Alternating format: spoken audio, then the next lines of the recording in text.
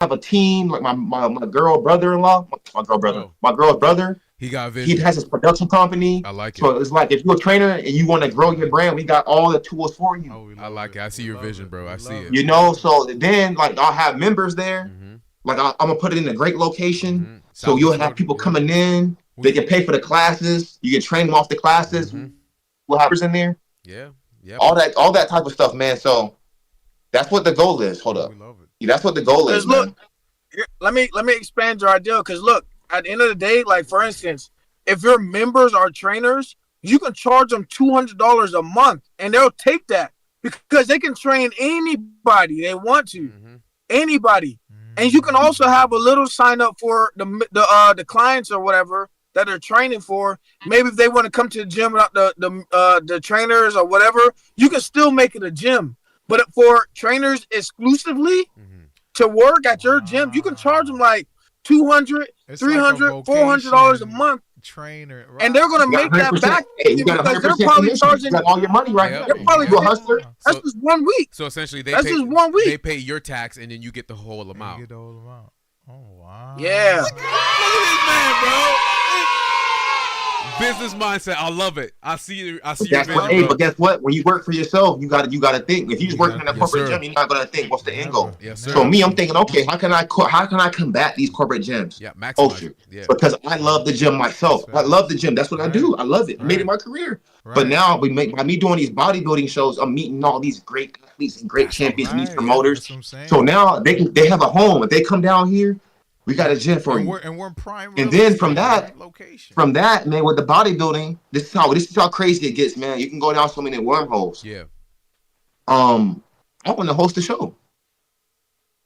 I want to have my own bodybuilding show out here in Fort Myers.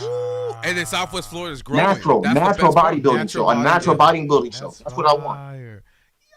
Hey yo, this all coming to Southwest Florida, bro. Y'all better wake up, man. Y'all better open your eyes. They need to y'all better open your eyes. I like to think big, bro. Like I don't like thinking small, man. You gotta think big. Why not? Why can't I do it? Yes, sir.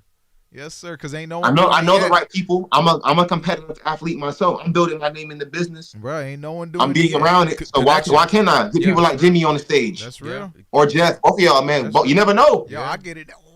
I get it. Bro, that man really needs it. Yeah, bro, I withered away, man.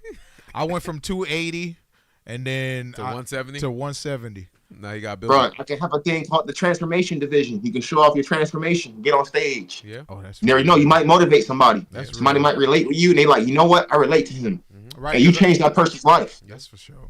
That's for sure. And I am trying to and then not only natural, but not only that, by even opening up yourself to even doing podcasts or whatever, when you grow it and you say, hey, I do real estate, and you got fans and you got people tune in to jump in or whatever, it's just like like the door's open. As long as you keep the door open, you're gonna get someone's gonna walk through, you know.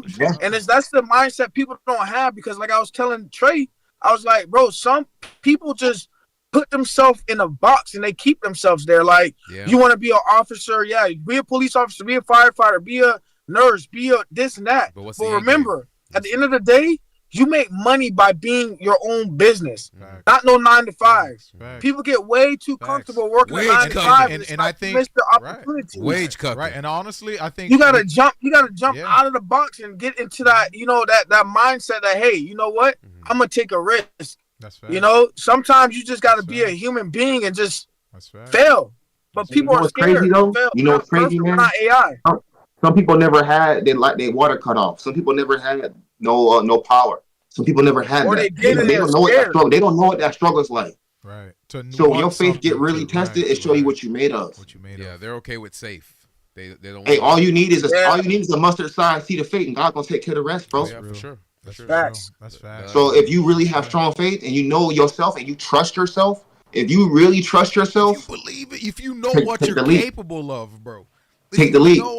If you really are lying, right, if you talk that talk and you walk that walk, take the leap. You will never look back. Yes, sir. But if you like just talking and pump faking, talking in big game because it sounds good at the moment, and then when that pressure or now bills coming on that door, you like shit. Oh dang. You know, hey, bill's still coming, but you still taking that risk. And there's nothing wrong with that. There's nothing wrong with that. Yeah.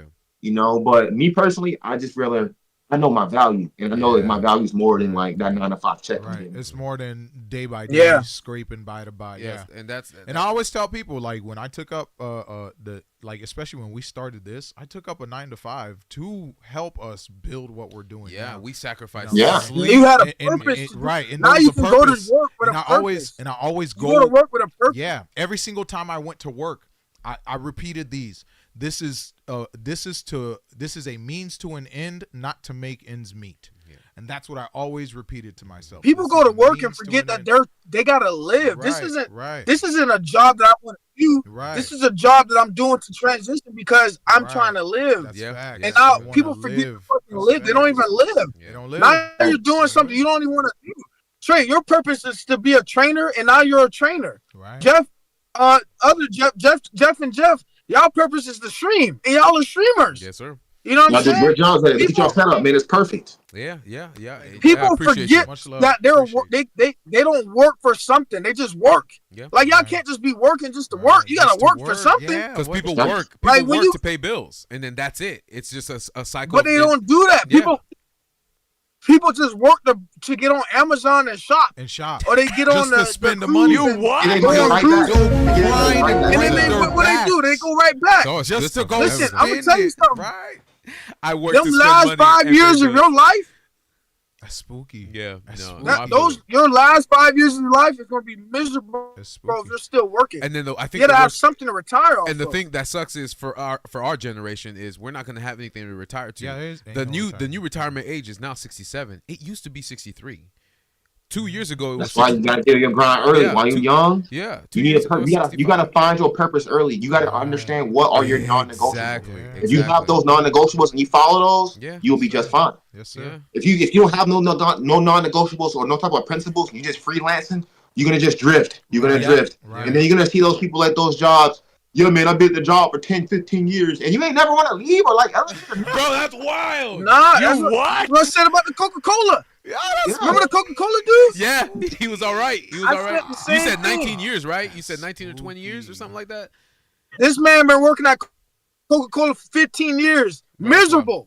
Miserable. And he drifted. He's done. Yeah. Listen, if there's anybody who's a reader, there's 2 books I recommend you guys read. Okay. The first book is called The Art on War by Steve Pressfield. It's a phenomenal book. Phenomenal. It teaches you about drifting. Right, and why we do it, right? And it also teaches you about the muse. The muse is something that we all have. It's like a guardian angel per se. When you know you're working on your path, you start getting all these good luck opportunities. That's how you know you're on your path, right? But if you're drifting, you're never going to be able to use your muse. Or if you have an addiction, it's going to take you away from your purpose. You're always drifting away to do something else. But if you understand how that works, it's easier for you to understand that. Gotcha. And then that book ties into this book. It's called Outwitting the Devil. I think that was by Dale Carnegie. Don't quote me on it, but I think it's Dale Carnegie. Dale Carnegie? Him. Who did drop and that book, the first book for the chat one more time. You said The Art on War by who? The Art on War by Steve Pressfield, not The Art of War. The Art on War by Steve Pressfield. Gotcha. It's a phenomenal book. It's an easy read too. For sure. And then the second book is called Outwitting the Devil. So essentially, this book here, the devil is being taken to trial. I like to do it on the audio book too because the voice is pretty cool.